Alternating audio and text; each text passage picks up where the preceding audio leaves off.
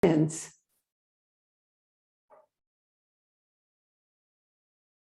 So happy to be here with all of you. Very happy to be here with all of you. I'm trying to get rid of all the, yeah. So I think I want to try to get the galley view so I'm not looking at myself. I see myself every day.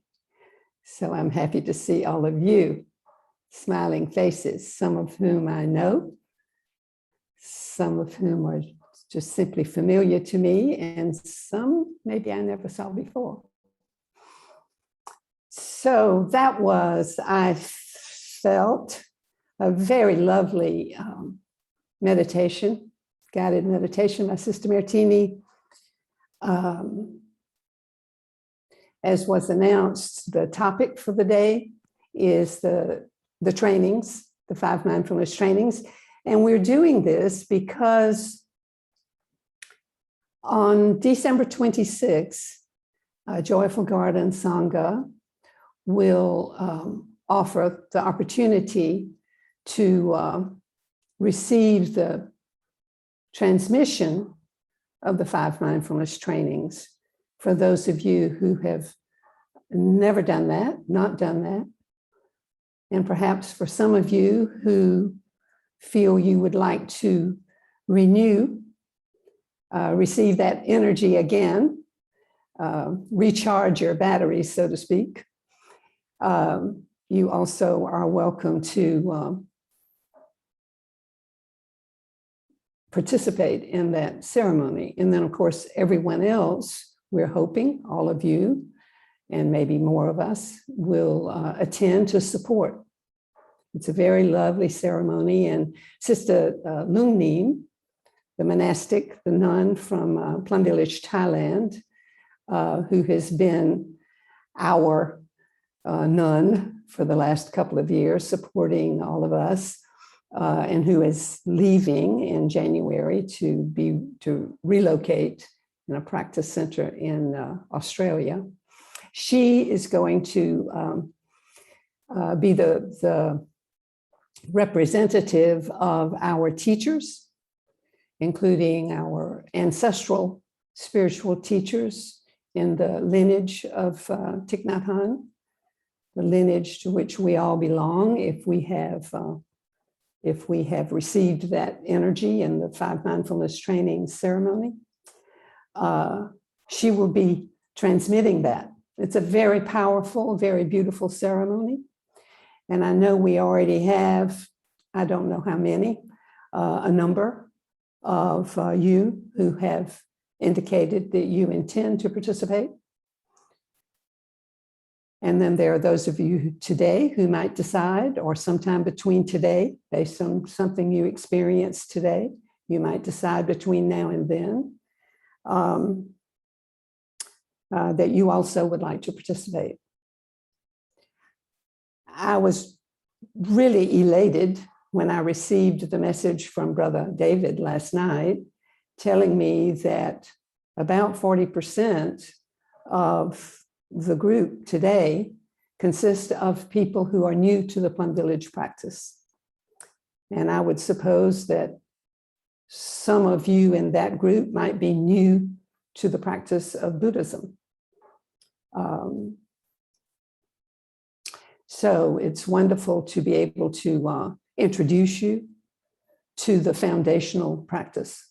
The 5 mindfulness trainings, for those of you who don't know it, are really, they were called precepts when introduced by the Buddha himself 2,600 years ago.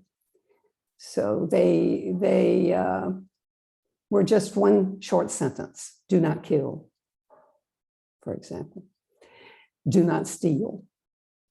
And Thai, our teacher, in his wisdom, recognized that for our times, we needed some contemporary language. And perhaps we needed a little more clarity. Because in our times, perhaps we don't respond well to something that sounds like a commandment: do not kill, do not do this, do not do that. Most of us don't really like that. The child in us, we resist that, don't we? It's a little bit like mom or dad telling us something. And in his wisdom, he realized that anyway, these are trainings, they're not commandments. The Buddha himself was not perfect. Even he, in his wisdom, I always smile a little bit when I remember how he also didn't keep the precepts very well. Why? Because he walked on the planet. And when you walk on the planet, you cannot avoid killing. There are insects we can't even see that will be beneath our feet. So in that way, he was killing because he couldn't avoid it really. But his intention was certainly not to kill. And that, I was really happy to hear Sister Wang when she advised us this morning to more or less set an intention for today. Like, why am I here today? What is my intention for being here? What is it that I hope to find or experience or achieve, or what is it? And that has led me to realize that, actually I thought about this a lot last night, that when thinking about committing to something like the 5 mindfulness trainings, or simply realizing that I have come to a point in my life where I know that life is really serious and it's such a gift. And I'm trying to understand, so what is it? Why am I here? Why am I on the planet? Why was I born? What is my purpose? And I realized that in my own journey, the most important question that has ever been asked of me, really, ever in my life, and I've lived a lot of years, was asked of me in 1989 by my first teacher. She was a psychotherapist, wise woman, practiced psychotherapy as a very wise woman. Everything she knew, she said she had learned from direct experience. She didn't get it from a book.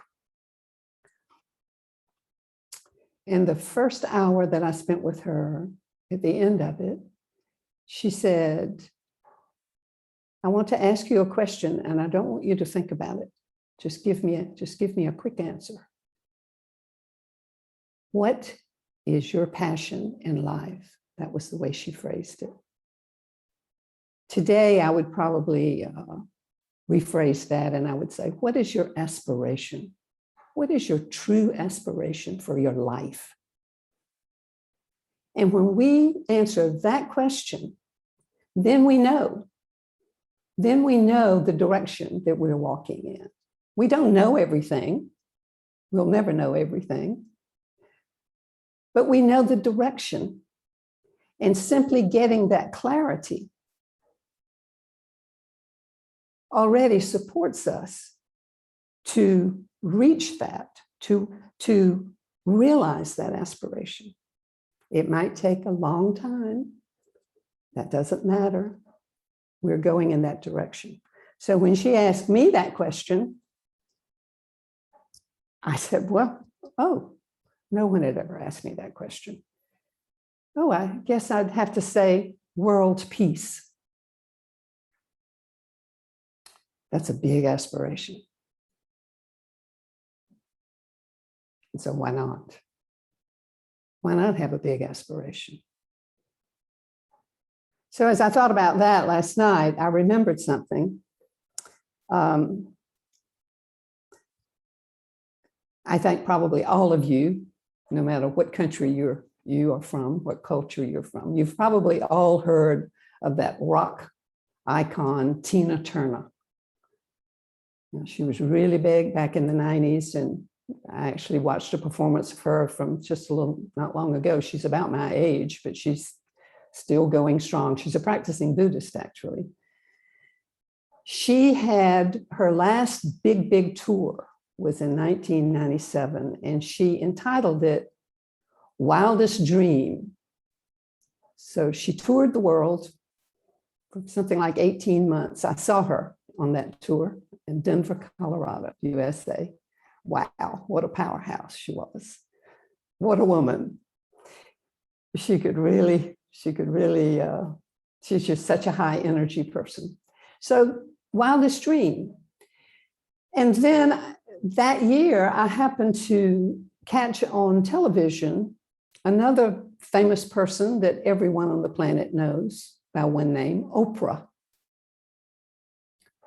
And Oprah was giving a talk to a class of graduating women in a university college in the Northeast of the US. And her message was, she said she and Tina had teamed up based on Tina Turner's Wildest Dream tour. They had teamed up to offer a competition, sort of.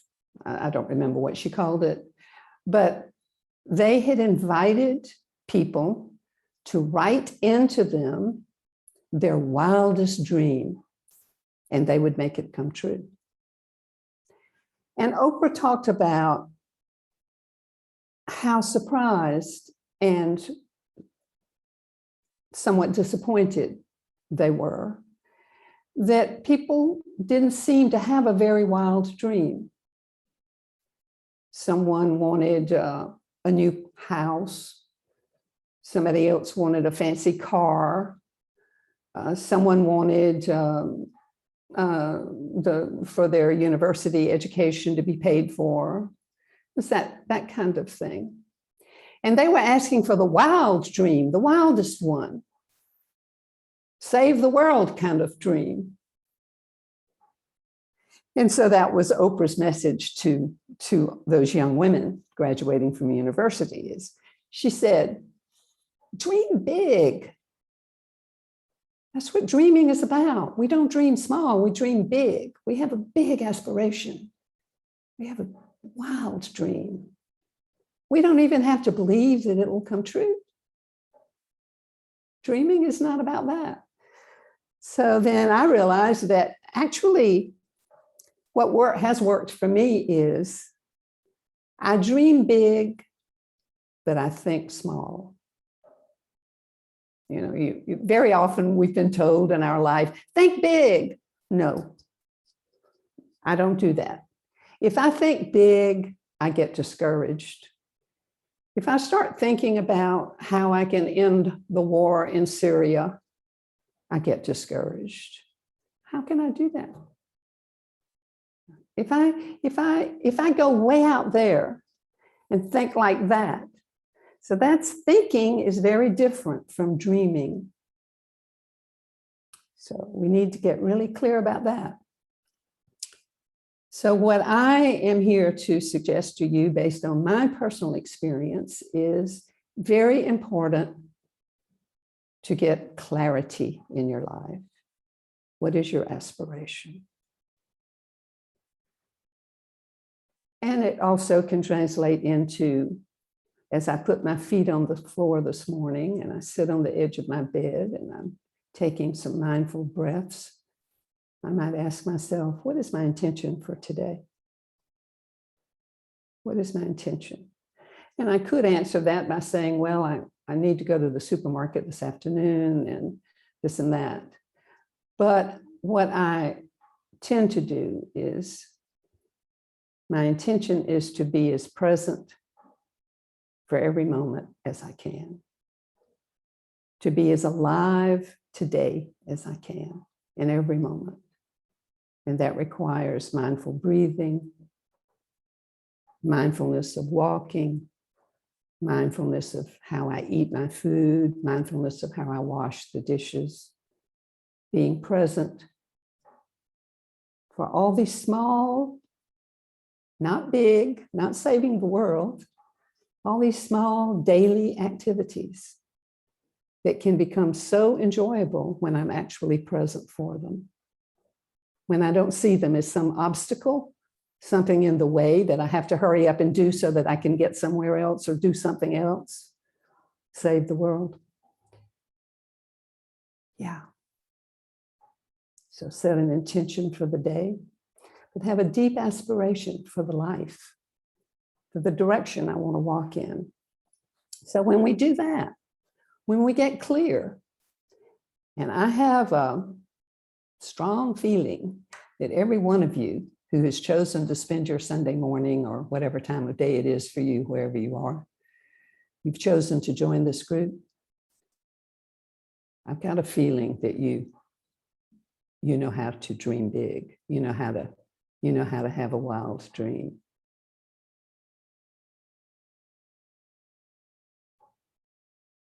And I have a feeling that it's related to your spiritual life, how you walk on the planet, how you be in relationship with your loved ones, with the postman, with the woman at the checkout counter at the supermarket or the market. Relationship, how you learn to love, how you learn to love yourself, how you learn to be present for yourself and then present for others.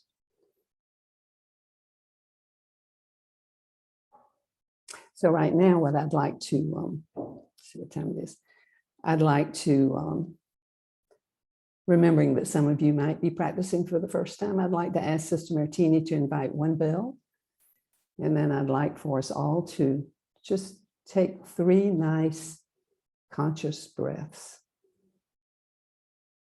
and be aware of the breathing and body position, feet on the floor, where your hands are, how your shoulders feel. Just present for yourself, present in this moment.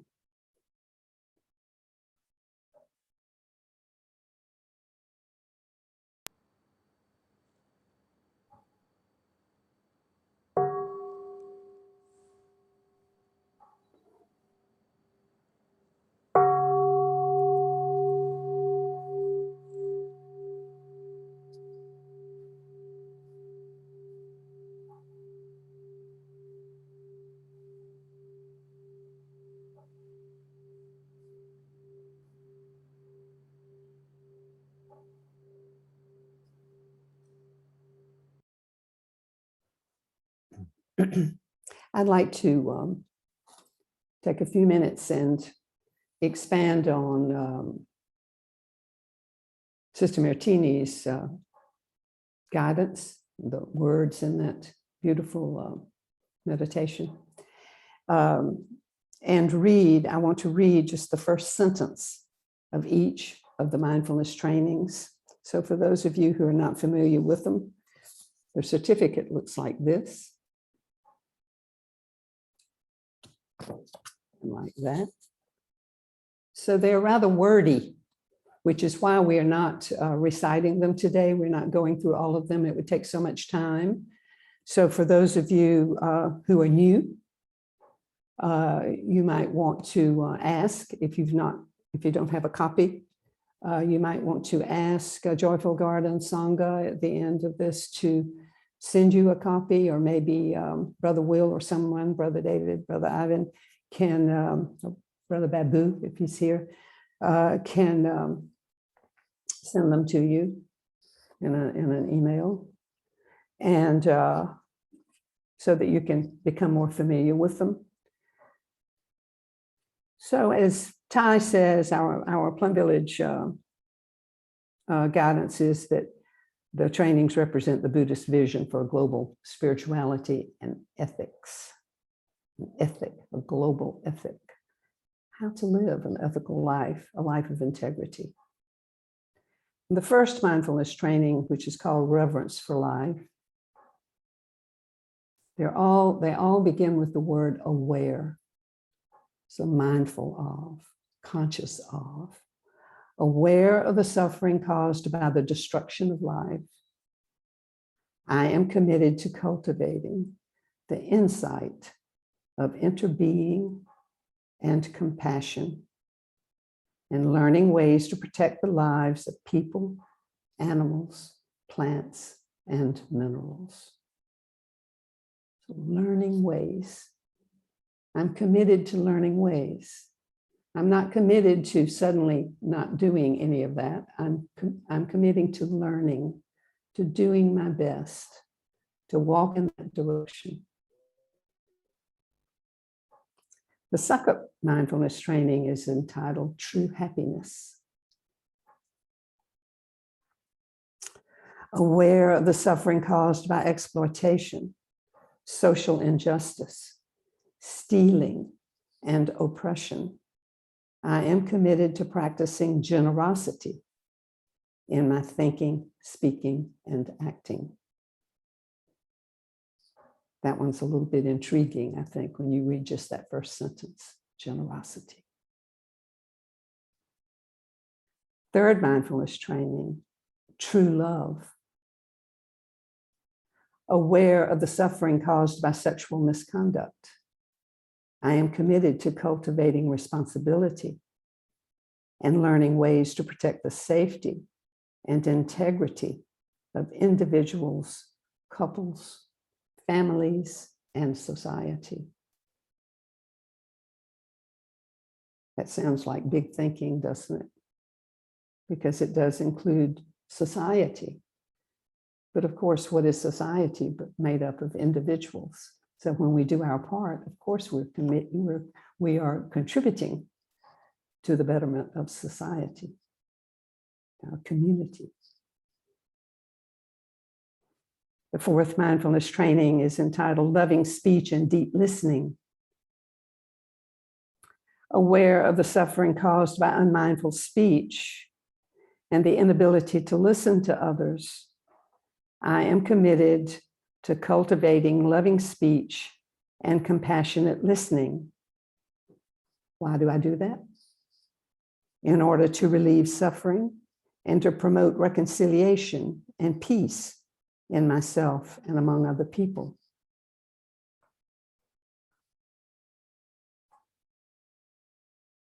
The fifth mindfulness training, nourishment and healing. Aware of the suffering caused by unmindful consumption, I am committed to cultivating good health, both physical and mental, for myself, my family, and my society by practicing mindful eating, drinking, and consuming. So I've only read you the first sentence of each one of those.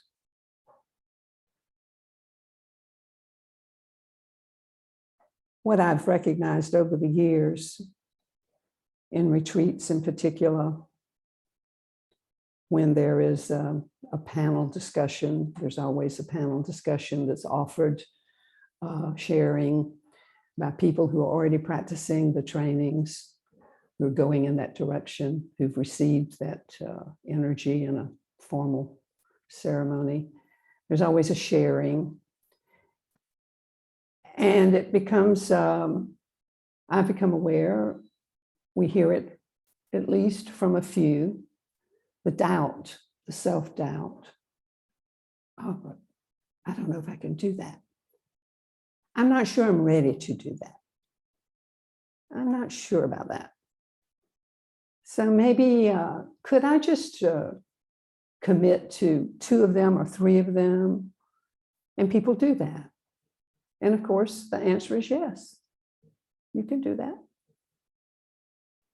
And at some point in your life, if you practice them and if you read all of them regularly, preferably with spiritual friends, Sangha, or at least one other person, or maybe with your dog or a tree or the birds in the tree, they can be your Sangha too.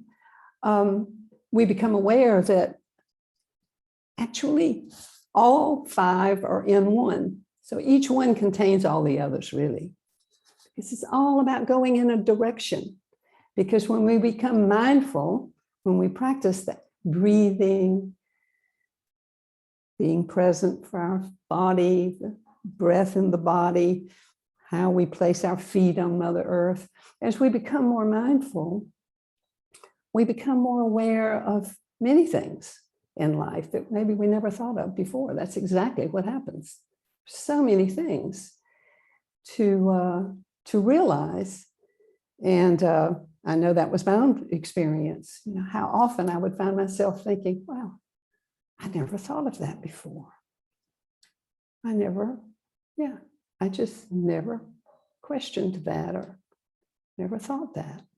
So it is definitely a process. And the commitment is really to oneself. The commitment is to do the best I can. I learned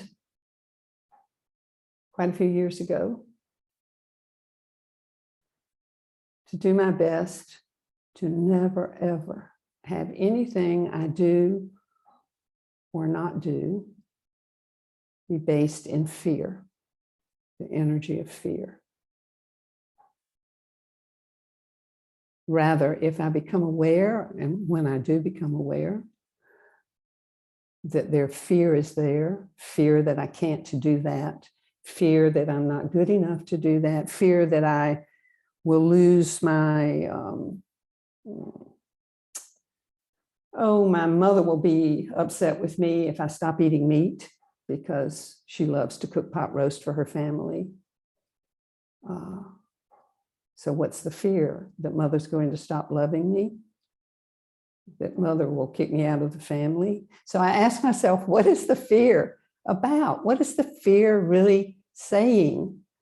You know, what is the fear telling me? What is it? And we can always put it into some words for ourselves. What is the fear telling me? So I might want to say, well, the fear is mother won't love me anymore because I don't eat her pot roast. And then I realize, oh my goodness, well, that's pretty silly. I know that's not true. So that's not the answer.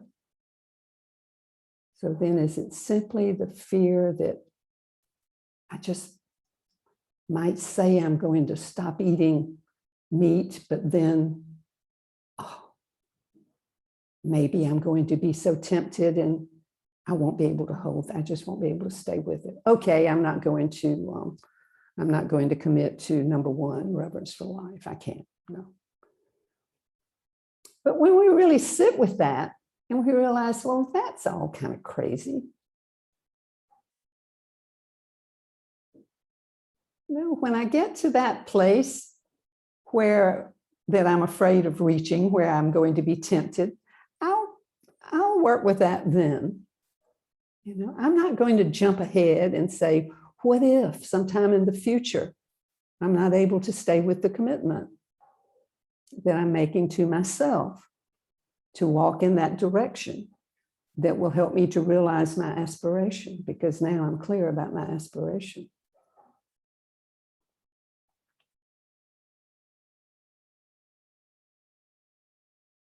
It's a very strong habit energy that we all have of jumping ahead into the future.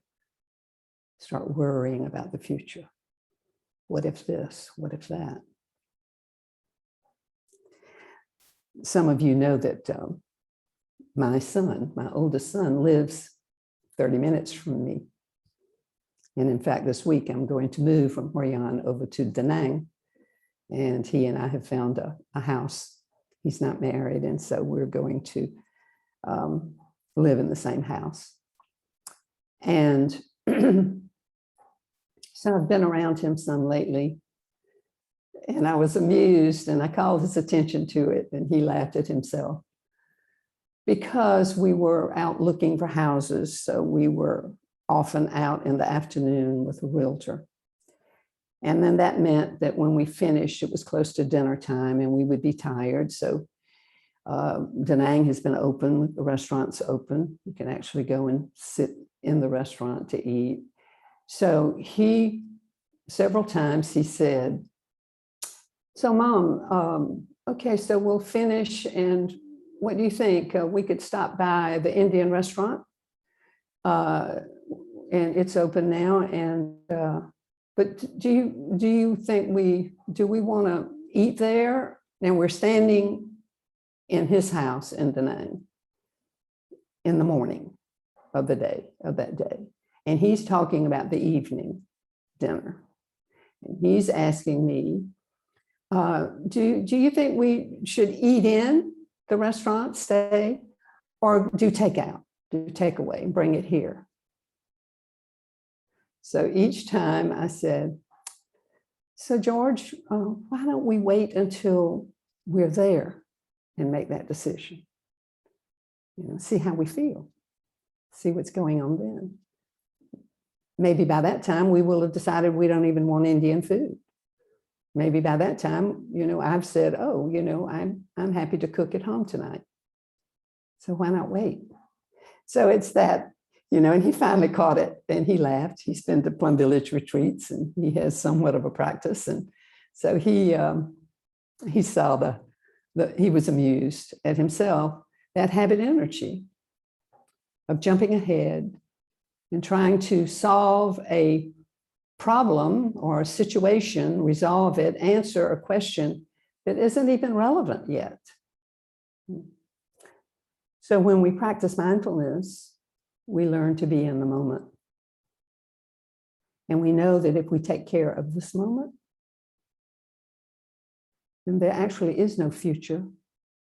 There's just a series of moments. Every moment is the present. When we get there, it's the present.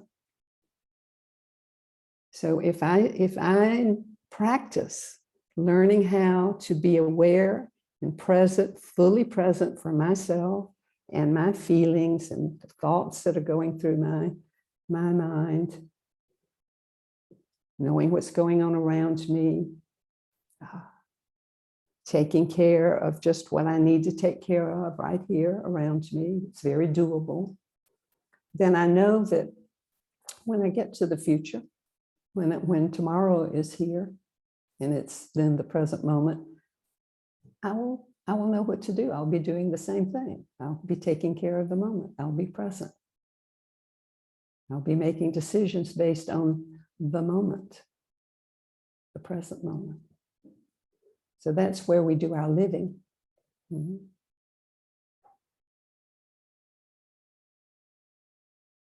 So the commitment that we make is really to ourselves. We get clear about our aspiration.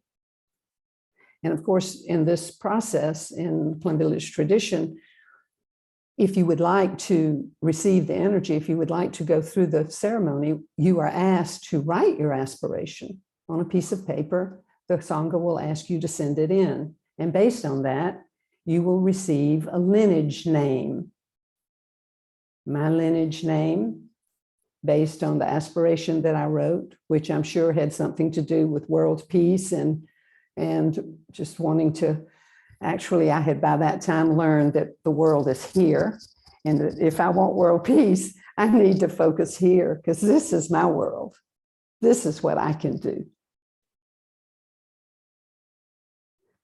I don't need to end the war in Syria. I want to end the war that's going on inside of me. That's the way it was for me. So in 1997, I received the transmission and I was given the name Concrete Practice of the Heart. Foundational practices. Start with the basics and pretty much end up with the basics because that's what holds us. That's what supports us. So when you, if you decide you want to participate in that ceremony, you'll be asked to write your aspiration. But I suggest to you that even if you've already received them, you might want to revisit You might have a copy of the aspiration that you wrote when you went through the ceremony years ago, whenever that was. But before you read that one, you might want to write what your thoughts are today, what's coming up, what's alive in you today. It might have changed. Your dream might have gotten wilder. I have no doubt that you probably will find that your dream has gotten wilder, because you'll see that, whoa, the possibilities, the power of practicing with the Sangha, the power of practicing the 5 mindfulness trainings, of having those guidelines, the power of being able to stand in the world with integrity, to walk through the world with integrity, confident in my own capabilities. Not personal to me, these capabilities. They come from all of you. They come from the Dharma, they come from the practices, they come from associating with good spiritual friends, so we support one another. So you might have heard that word in the first one, interbeing. About 60% of you are familiar with that word and that practice and that wisdom, that we are not separate beings. Others of you, that might be a new way of looking at the world, something to understand.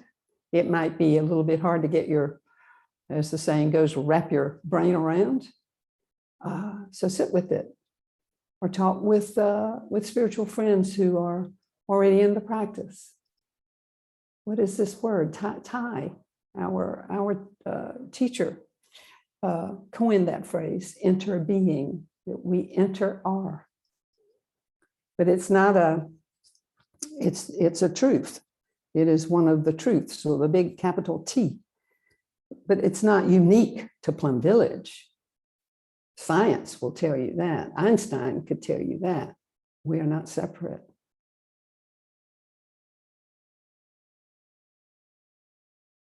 And lately, there's been a lot of focus on Mother Earth and climate change and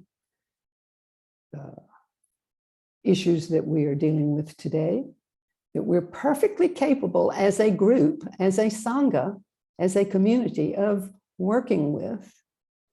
So there's no need to despair. It's tempting. It's very tempting. If you read, watch your sources where you get your news,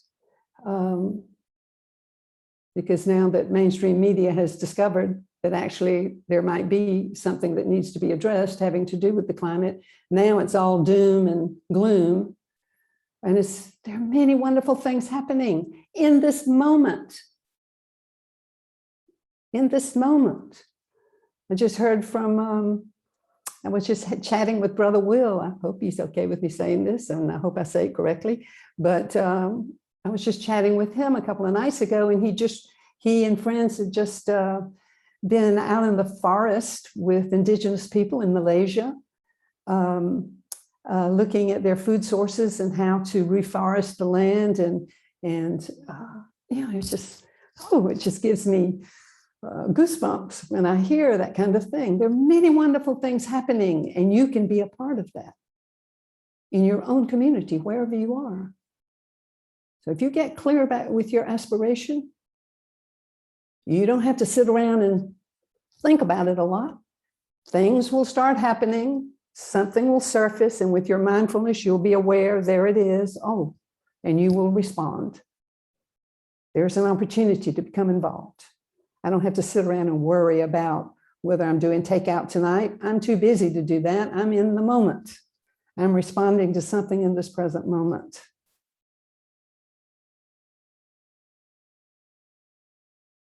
So get clear about your aspiration. Life is precious, and it is short. I'm here to tell you it's short. It goes by quickly. But actually what I've noticed is when I live in the present moment, when I started doing that, 31 years ago. Is when I woke up to, wow, something's happening, something big is going on. And just had a real shift in my consciousness and found the first teacher and went from there. And actually, life began to feel fuller. Why? Because I wasn't sleepwalking through it. Before, I wasn't mindful. I wasn't awake. I wasn't aware.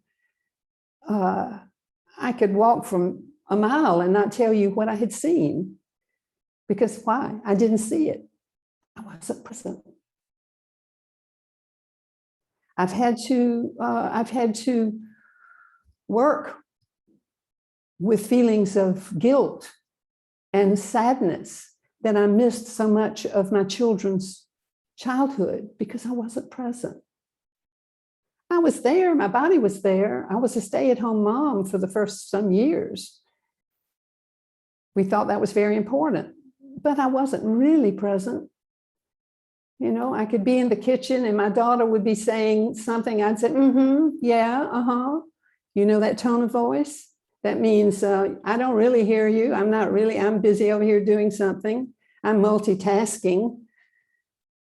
I'm not really looking, I'm not sitting down and looking you in the eyes and saying, what is it, honey?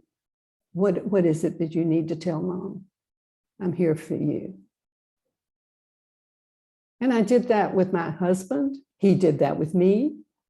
We lived a life like that. We weren't present for one another. And then when I think back on those years, it's a blur because I was not present.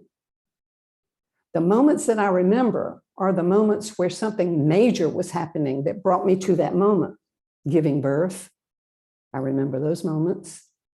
They were powerful. Moments when I was very afraid, when something happened that I remember those. I was present. So think about that. So life becomes very full and it does seem to slow down. The more mindful we become, the moment becomes so rich, so full of what is happening right now, right here and there. I want to keep an eye on the time. We started out a little bit, not to worry, but I am trying to pay attention to that too. In a few minutes, we'll have someone in the Joyful Garden Sangha will lead us in mindful movements. And we'll see that, wow, we can even be present for that. You know, we can be in touch with our breath, even as we move parts of our body. And after we do that, because of course the body gets tired of sitting, right? We need to adjust. So after we've had some mindful movements, then we'll have a little while for some Q&A. And I look forward to the questions are always wonderful. And the answers are usually good too. Why? Because a disclaimer, I'm not the one answering them. As long as I'm present, then I depend on the energy of the Sangha and the ancestral teachers. And we're all doing this together.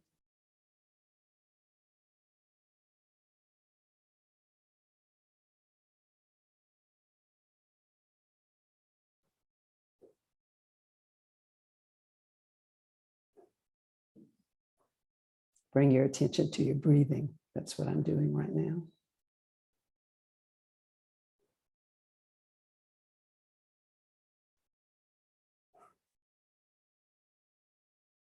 This is such a rich time to be alive. Don't miss it.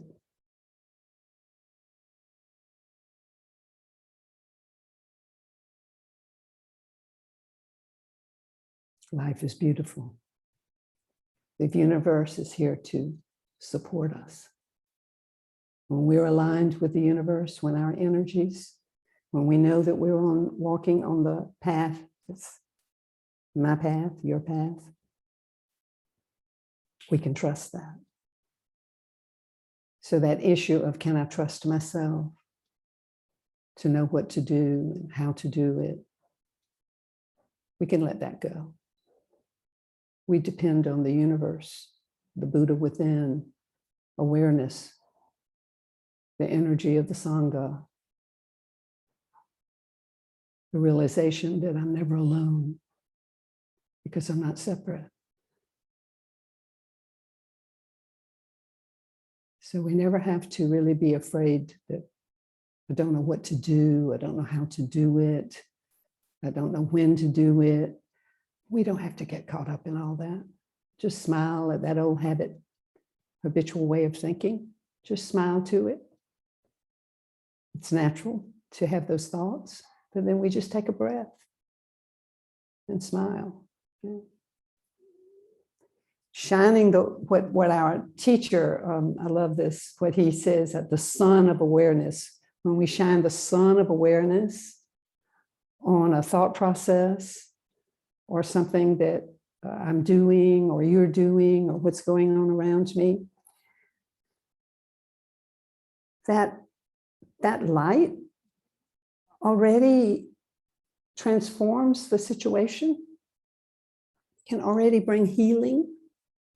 If those thoughts, if those actions are coming out of some negative pattern, some negative way of thinking or being in the world, like fear-based or grounded in anger or resentment or something like that, I don't need to really judge that. I don't need to say, oh, Trish, how can you have that thought? Oh my God, oh, terrible. I can smile and say, well, wonder where that came from. With awareness, I've already changed it. Excuse me. I've already changed it. Or it has been changed. I actually don't think I do it. It has been changed. The energy.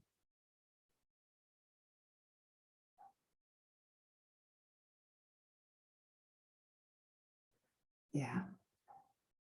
So I think that I will, in the interest of making up a little time, I'd rather have more time for Q&A to get real specific about what is on your mind or in your heart.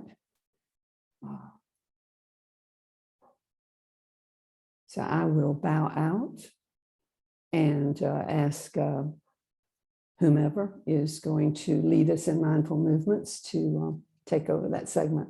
Thank you all for listening to me. Trish bowing out. I'll mute myself.